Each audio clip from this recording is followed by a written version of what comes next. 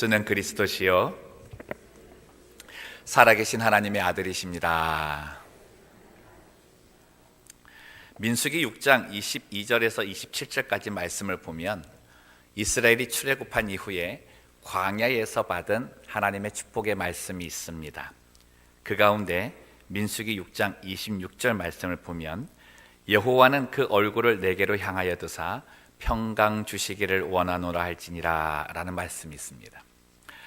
이제 6장 22절에서 27절까지 말씀을 요약을 하면 그 내용은 하나님의 지키심의 복, 은혜 주심의 복, 그리고 마지막에 평강의 복입니다. 이 평강을 히브리어로 말하면 샬롬이라고 합니다. 이 샬롬이라는 말은 이스라엘 사람들이 사람들을 만날 때마다 건네주는 인사말입니다. 우리들이 이제 사람을 만나면은 이런 인사하잖아요. 안녕하세요 라고 하는 건데, 그 말과 같이 샬롬이라는 이 단어를 던지면서 평안을 빌게 되어져 있죠. 만날 때마다 서로의 평안을 비는 것을 보면 우리의 삶에 가장 중요하게 얻어야 될 것이 이 평강, 평안이라는 생각을 갖습니다. 근데 무엇보다도 우리가 생각할 때 이 평안이 우리 삶에 가장 중요한 것이라면 하나님께서 주시는 평안, 평강을 얻는 것이 최고의 축복이 아닌가 생각을 해본 것이죠. 저는 성탄절 이 아침에 우리 주님을 통해서 하나님께서 우리에게 주시고자 하시는 이 하늘의 평강, 이 하늘의 평강을 다 받는 귀한 시간이 되시기를 주님의 이름으로 소망합니다. 샬롬이라는 말이 가지고 있는 의미를 좀 더 살펴보면 이 단순히 평안을 넘어서 한 5가지의 의미가 있다 그렇습니다. 한번 들어보십시오. 첫 번째 의미는 평화라는 의미가 있습니다. 이거는 내 삶의 외적인 상황을 이야기하는 건데요. 이 평화라는 말, 영어로는 피스이고 헬라어로는 에이레네라는 말로 사용합니다. 그러니까 내 자신이 살고 있는 가정, 그리고 사회, 이 나라, 이 모든 외적인 환경이 언제나 평화롭기를 원한다는 말에서 이 샬롬이라는 인사를 한다는 것이죠. 둘째로 샬롬은 평강이라는 뜻이 있습니다. 평화다, 평강이다 거의 비슷하지만 이 평강은 내 내면 속에 일어나는 평안입니다.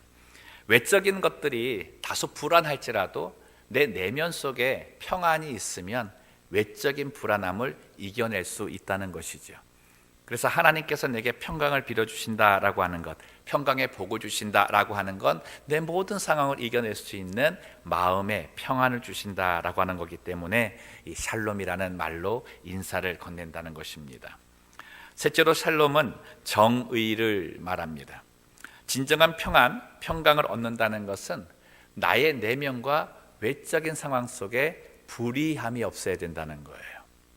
그러니까 내 안에 죄가 있다든가 아니 내 주변에 불의함이 넘치는 곳에서는 나는 참된 평안과 평강을 얻지 못한다는 겁니다.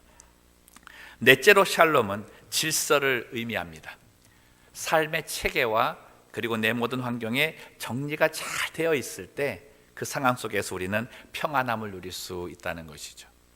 마지막으로 5번째는 조화라는 겁니다. 서로 대립되거나 상충되는 것이 아니라 서로의 부족함과 결핍함을 채워주는 그 상황 속에서 전체적으로 함께 이루어가는 그 모습이 평강의 상태가 된다는 거죠. 이 5가지 말씀을 여러분에게 드렸는데 한번 우리의 삶을 점검해 봅시다. 하나씩 한번 체크해 보십시오. 나의 외적인 환경이 지금 평화로우십니까? 두 번째, 나의 내면이 지금 평강으로 평안을 누리고 계십니까? 세 번째, 내 속에는 정의롭고 그것으로 인해서 어떠한 불의함도 나타나지 않습니까? 네 번째로, 내 안의 모든 삶은 잘 정돈되어 있습니까? 질서정연하게 모든 일들이 하나하나 순서적으로 잘 이루어가고 있습니까? 마지막으로, 내 삶은 나의 주변과 조화로움을 잘 이루면서 살고 계십니까? 이 질문에 모두 긍정적인 답을 하고 사신다면 그 삶은 샬롬의 삶입니다. 그러나 전체적으로든지 아니면 어느 한 부분에라도 부정적인 답을 하게 된다면 내 삶은 샬롬의 삶이 아니죠. 이러한 삶을 엔샬롬의 삶이라고 얘기합니다. 엔샬롬의 인생, 아마 하나님께서 이스라엘 백성들을 축복하시면서 이 평강을 주셨을 때 우리에게 바라시는 것은 샬롬의 삶이지 엔샬롬의 삶은 아닐 것입니다. 성경적으로 하나님께서 우리에게 말씀하시는 이 샬롬의 인생을 온전한 삶이다라고 이야기를 하거든요. 온전한 삶이다.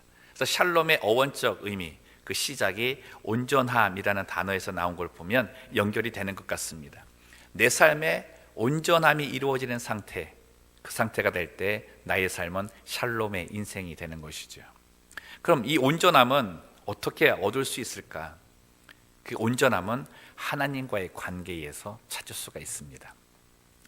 앞서 말씀드린 민수기 6장 26절의 말씀을 보면 평강의 시작은 하나님이시다라고 말씀합니다. 그분이 주셔야 되는 것이죠. 하나님과 우리와의 관계가 잘 이루어지고 있을 때 우리는 평강의 복을 받을 수 있다는 겁니다. 이 관계는 우리가 하나님 앞에 설 때 아무런 거리낌이 없는 상태를 말합니다.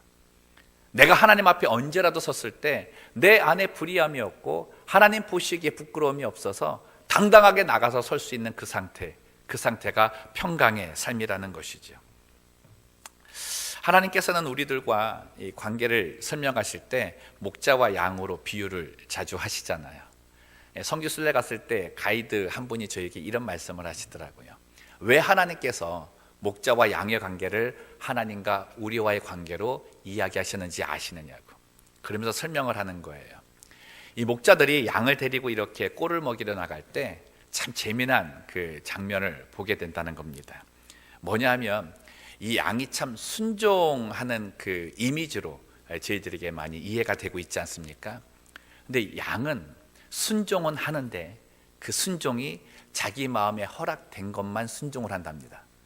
그래서 이 양은 고집이 무지 세대요. 그래서 그 고집이 선한 데에 마음에 고집이 있으면 선한 일을 하게 되고요, 악한 데에 고집이 있으면 악한 일을 한다는 거예요. 그 마음에 받아들여지지 않으면 그 어떤 것에도 따라가지 않는답니다. 이게 양이래요. 그래서 그 고집이 있는데 즉 한 번 데리고 나갈 때마다 한 50마리, 100마리씩 이렇게 한 여러 목동들을 데리고 가잖아요. 그런 개 중에는 정말 고집 센 양들이 좀 있대요. 그래서 목자가 이리 오라 그래도 절대 안 오는 양들이 있답니다. 그러다 그 양들이 어떻게 해요? 이 가시덤불에 들어가기도 하고 낭떠러지에 떨어지기도 하고 그래갖고 다리도 부러지고 막 이러고 있는 겁니다. 목자가 가서 이제 데리고 오죠. 그래서 그런 양들 때문에 목자가 참 많이 속을 썩는데요. 그런데 재미난 현상은 뭐냐면 이 양들에게도 양심이 있는 것 같다는 거예요. 이 그렇게 말을 안 듣고 막 안 따라오는 양들 있잖아요. 그 양들에게 나타나는 건 뭐냐면 절대 목자 앞에서 안 먹는데요. 다른 양들은 목자 앞에 와가지고 막 그냥 평안하게 먹고 막 좋은 꼴을 먹고 이러는데, 그 목자가 그 양들이 인도할 때마다 좋은 꼴인들을 다 인도하지 않겠습니까? 또한 자기가 눈에 보이는 곳에 있어야 양을 지키니까 그걸 바라고 있잖아요. 근데 이 고집센 양들은 이 자기 목자에게 이게 그 잘못한 일들을 알아서 그런지 몰라도 저 끝머리에 가서 먹고 있대요. 그리고 목자가 오면 눈치를 본대요. 슬금슬금 눈치 보다가 또 피한대요. 목자가 이리 가면 양이 저렇게 도망간대. 여러분, 하나님께서 우리에게 말씀하시는 평강은 다른 게 아니에요. 하나님께서 내게 다가오실 때 내가 그를 반가이 대할 수 있느냐는 거예요. 내가 하나님 앞에 섰을 때 내가 하나님과의 거리낌이 없어서 하나님을 즐거이 맞을 수 있느냐는 거예요. 여러분, 이것이 평강입니다. 이것이 샬롬이에요. 그래서 내 안에 불의함이 없을 때 얻어지는 것이 샬롬이라고 하나님께서는 말씀하시는 거죠. 나와 하나님과의 관계가 좋지 못할 때 우리는 인생의 좌충우돌을 겪습니다. 우리의 모습과 비슷한 거죠. 여러분, 하나님께 다가가지 못할 때가 언젠가를 한번 돌아보십시오. 하나님을 반가이 맞지 못할 때가 언젠가를 돌아보십시오. 하나님께 제대로 기도하지 못할 때가 언젠가 돌아보십시오. 내 안에 불의함이 있을 때예요. 내가 하나님 말씀에 순종하지 못하고 자꾸 멀리만 가려고 할 때 그래요. 그때 나의 삶은 엔 샬롬의 삶이 되는 거죠. 오늘 말씀은 뭐라고 합니까? 참된 평강은 하나님과 나의 관계가 온전하여질 때다. 온전하여질 때다. 여러분, 그 온전한 삶을 오늘 본문 말씀 속에서 천사가 이렇게 표현합니다. 누가복음 2장 14절 말씀 우리가 함께 읽도록 합니다. 시작. 지극히 높은 곳에서는 하나님께 영광이요 땅에서는 하나님이 기뻐하신 사람들 중에 평화로다. 하나님과 나의 관계가 온전해질 때 그 삶이 하나님께 영광이 되더라는 거예요. 내가 하나님 앞에 온전히 서게 되는 그 순간 하나님께서는 영광을 받으신다는 겁니다. 또한 하나님의 영광이 되는 사람들은 하나님이 기뻐하시는 사람들의 삶이잖아요. 그러기 때문에 하나님께 영광을 돌리는 그 사람들 삶 속에 임하는 것이 바로 샬롬, 평강이라는 거죠. 내가 하나님과 관계가 틀어졌을 때 우리는 이 두 가지를 빼앗기는 겁니다. 하나님의 영광을 빼앗기고 두 번째는 내 삶에 임하는 샬롬을 빼앗기는 거예요. 이것을 다시 찾아야 하죠. 이것을 되찾기 위해 우리 주님이 이 땅에 내려오신 겁니다. 우리 주님이 이 땅에 오신 사건은 이 10절 말씀에 나와 있는 것처럼 두려움의 사건이 아니라 큰 기쁨의 좋은 소식이 되는 겁니다. 여러분, 예수 그리스도를 통해서 우리가 하나님께 나아갈 때 두려워하는 마음을 가져서는 안 돼요. 이거는 경외심과 다릅니다. 그분이 크고 그분의 위엄이 높기 때문에 그 앞에 느껴지는 fear, 그런 어떤 경외심이 아니라 무서운 거예요. 내가 어떻게 하나님께 가지? 야, 갔다가 내가 큰일 나는 거 아니야? 어떤 그런 두려움을 마음을 갖는 거예요. 그런데 예수님께서는 우리에게 이 두려운 마음을 다 사라지게 하시는 겁니다. 언제라도 하나님 앞에 나갈 수 있도록 해주시는 거죠. 이것이 구원이고 이 구원의 주인이 바로 예수 그리스도십니다. 그래서 성경은 예수님을 하나님과 우리들 사이에 평강의 다리를 놓으신 분, 그래서 평강의 왕이라고 하시는 거예요. 이사야 9장 6절 말씀 보겠습니다. 이는 한 아기가 우리에게 낳고 한 아들을 우리에게 주신 바 되었는데 그의 어깨에는 정사를 메었고 그의 이름은 기묘자라 모사라 전능하신 하나님이라 영존하시는 아버지라. 함께합니다. 그 다음에 평강의 왕이라 할 것이라. 평강의 왕이라 할 것이라. 예수 그리스도가 가지고 계신 모든 능력을 다해서 우리에게 베풀어 주시는 것은 평강이라는 것이죠. 예수님은 평강의 왕이십니다. 십자가에 달려 죽으심으로 하나님과 갈라져 있던 우리의 사이에 평강을 주시고 하나가 되게 하셨습니다. 단순한 관계 회복이 아닙니다. 단순히 이제 틀어졌기 때문에 화해한 그 정도가 아니라 하나님과 우리를 연결시키셔서 하나 되게 만들어 주신 겁니다. 그 회복적인 사건이 에베소서 2장 16절에서 18절 말씀에 나와 있습니다. 우리가 같이 읽겠습니다. 시작. 또 십자가로 이 둘을 한 몸으로 하나님과 화목하게 하려 하심이라. 원수된 것을 십자가로 소멸하시고 또 오셔서 먼 데 있는 너희에게 평안을 전하시고 가까이 있는 자들에게 평안을 전하셨으니 이는 그로 말미암아 우리 둘이 한 성령 안에서 아버지께 나아감을 얻게 하려 하심이라. 히브리서 4장 16절에는 아버지께 나아간다는 표현을 은혜의 보좌 앞에 나간다라고 표현합니다. 근데 그럴 때 어떻게 나가냐면 담대히 나간다라고 표현해요. 예수 그리스도를 통해서 우리는 이제 하나님 앞에 나갈 때에 두려움이 아니라 담대하게 나갈 수 있다는 것이죠. 사랑하는 성도 여러분, 이 은혜를 여러분 다 받으시기를 주님의 이름으로 축복합니다. 여러분, 은혜의 보좌 앞에 나가는 게 뭡니까? 하나님 앞에 나가는 게 뭡니까? 그게 예배예요. 그게 예배예요. 그러니 내가 참된 예배를 드린다고 하면 이 시간은 평강의 시간입니다. 세상에 분주한 것이 있고 내 마음에 불안의 요소가 많은 그곳에 살다가 왔더라도 예배 드리는 이 순간은 하나님이 주시는 하늘의 평강을 다 맛보는 시간이에요. 어떠십니까? 여러분은 예배 때마다 담대히 하나님께 나아가십니까? 아니면 예배 때도 나의 이 안에 있는 이 불의함, 이 죄악 때문에 불안하여 떨고 예배를 드리십니까? 아니면 세상에서 나를 불안하게 만들고 두렵고 떨게 하는 그것 때문에 마음에 움츠리며 살고 계시지는 않습니까? 사랑하는 성도 여러분, 우리 주님은 예배 자리에 나오는 우리들에게 엔샬롬의 모습은 원하지 않으세요. 엔샬롬의 삶을 살다가 내게로 와서는 이 평강, 샬롬의 인생을 느껴야 되지 않느냐라고 우리에게 선포해 주시는 거죠. 우리에게 권면해 주시는 거죠. 우리에게 부탁하시는 겁니다. 그러기에 그분은 사랑하는 아들을 내어주신 거예요. 사랑하는 성도 여러분, 축복합니다. 예배 때마다 이 성탄절에 내게 허락하여 주신 이 은혜, 아기 예수를 통해서 내게 주신 이 샬롬의 은혜, 이 평강의 은혜를 다 받는 성도들 되시기를 주님의 이름으로 축복합니다. 그래서 우리는 예수 그리스도를 통해 이루어지는 이 하나님과의 샬롬, 그것을 가지고 성탄절에 인사하는 겁니다. 샬롬 크리스마스. 샬롬 크리스마스. 그 샬롬은 하나님과의 샬롬인 거예요. 예수님을 통해서 이루어지는 또 하나의 샬롬이 있습니다. 그것은 함께의 회복입니다. 함께의 회복. 이 비밀이 우리 예수님 이름에 담겨져 있습니다. 이제 우리가 예수님의 이름을 구약에서 찾을 때 이사야 선지자가 그랬죠. 처녀가 잉태하여 아들을 낳을 것이요 그 이름을 무엇이라 할 것이다? 임마누엘이라 할 것이다. 임마누엘이 무엇입니까? 하나님이 우리와 함께 하신다. 저는 그거를 그냥 예전에는 그냥 하나님이 우리와 함께 하시는구나, 우리 모두와 함께 하시는구나, 그렇게 생각을 했어요. 근데 이제 임마누라고 하는 것이 우리와 함께인데, 그 우리와 함께가 나라는 단어를 써서도 사용할 수가 있습니다. 하나님이 나와 함께 하신다, 하나님이 너와 함께 하신다, 이렇게 쓸 수도 있는데 하나님께서는 우리와 함께라는 단어를 주신 거죠. 여러분, 그래서 우리들이 이 성탄절에 나누어야 될 샬롬은 우리와 함께 나눠야 되는 겁니다. 이 함께를 회복하는 거예요.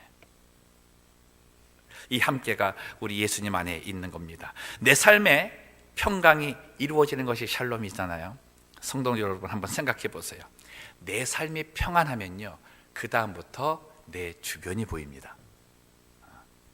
여러분, 이게 참 놀라운 하나님의 진리이고 비밀이에요. 내 안에 하나님께서 주시는 평강으로 가득 차서 내 삶이 평안하면 주변이 보여요. 다른 사람이 내 눈에 들어오고 다른 사람에게 내 관심이 쏠리기 시작을 합니다. 나쁜 관심이 아니에요. 아까도 얘기했듯이 샬롬의 평강이 내게 왔을 때 조화를 이룬다 그랬잖아요. 그 조화는 그에게 어떠한 결핍함이 있는지, 그에게 어떠한 부족함이 있는지, 내가 무엇으로 그것을 채워줘야 되는지를 알게 한다는 겁니다. 더 취함이 아닌 더 나눔의 삶으로 변화되는 거죠. 저는 이 삶이 나를 내어주고 우리로 받는 삶이다라는 생각을 했습니다.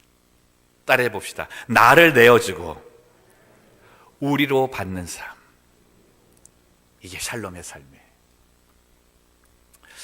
예수님이 주시는 평강이 있으면 이게 가능해지죠. 이유가 있습니다. 예수님께서 내게 평강의 그 은혜, 샬롬의 은혜를 주실 때 우리에게 심어주시는 두 가지 마음이 있는 거예요.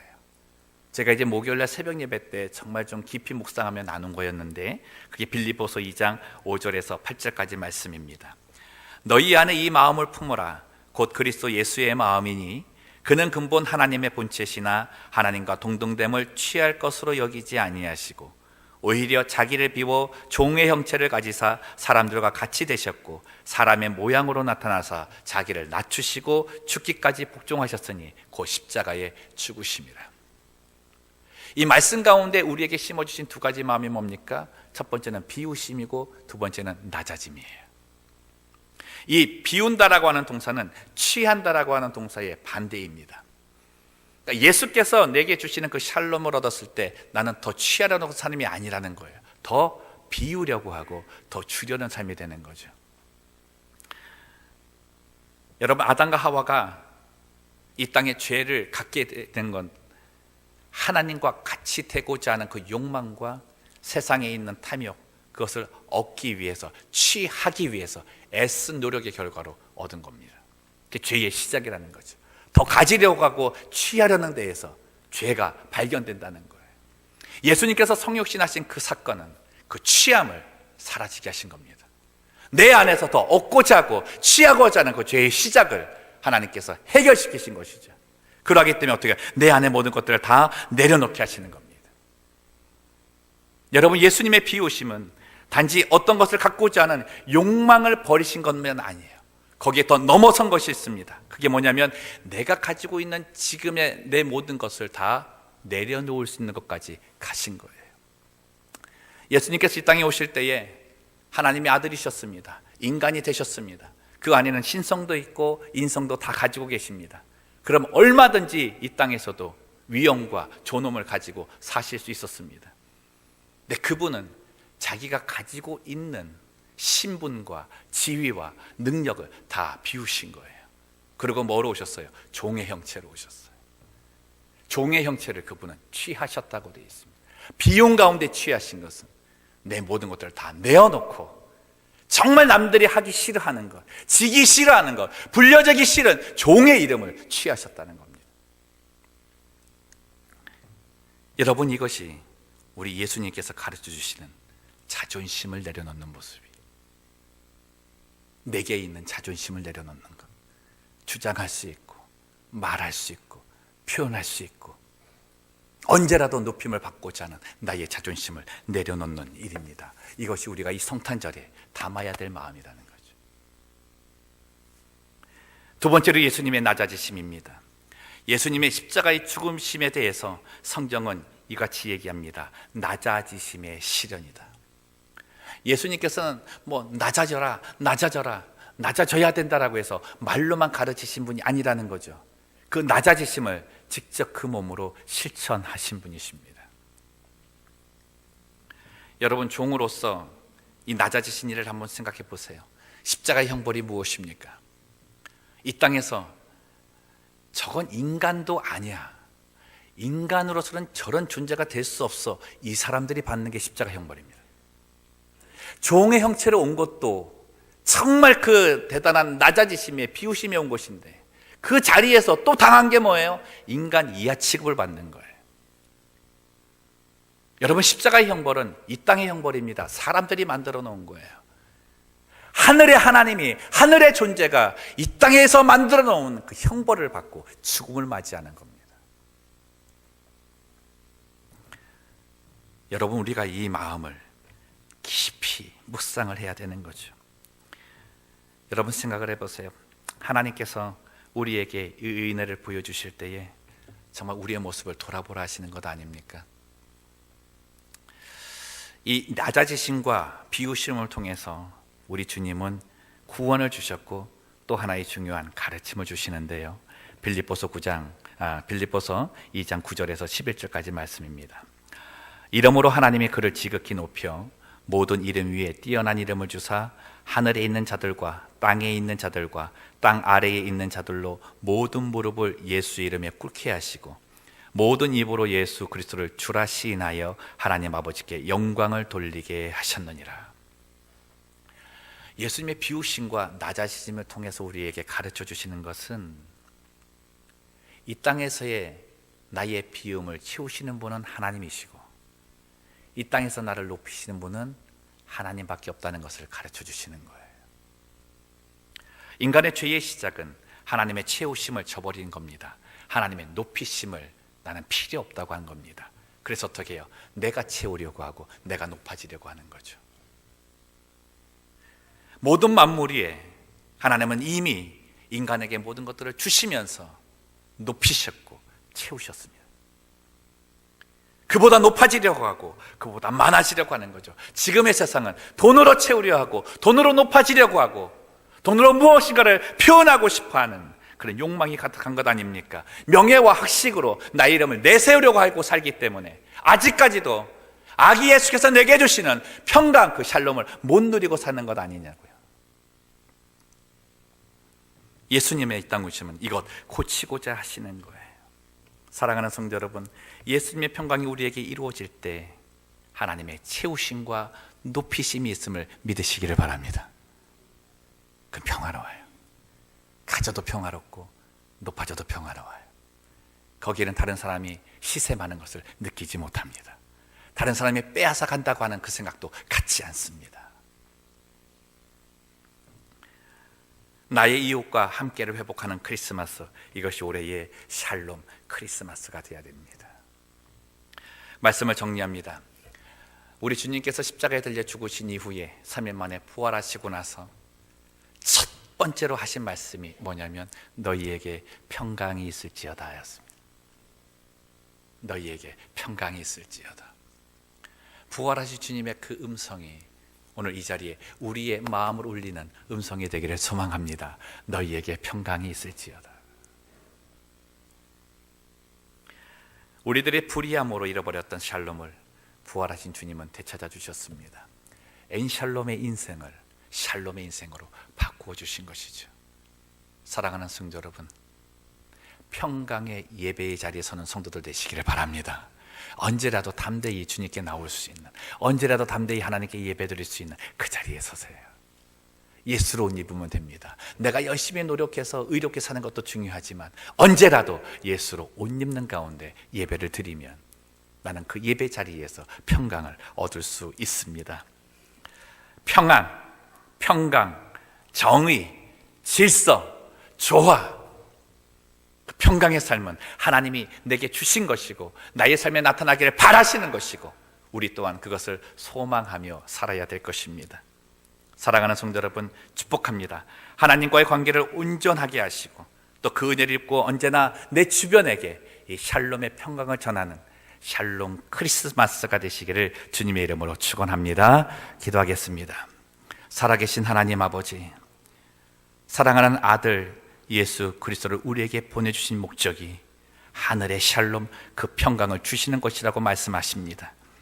아버지 하나님, 진정 내가 이 땅에서 하나님과의 관계를 온전케 함으로 주 앞에 나갈 때마다 두려움이 없이 담대함으로 나가는 평강의 예배를 허락하여 주시고 내 안의 비우심과 낮아지심을 깊숙이 묵상하며 배워서 하나님이 채우시고 하나님이 높아지게 하여 하나님께 영광을 돌리는 삶을 살 수 있는 주의 백성 되게 하여 주시옵소서. 감사하며 걸어가신 예수님의 이름으로 기도드리옵나이다. 아멘. 우리 준비하신 헌물 하나님께 드리겠습니다.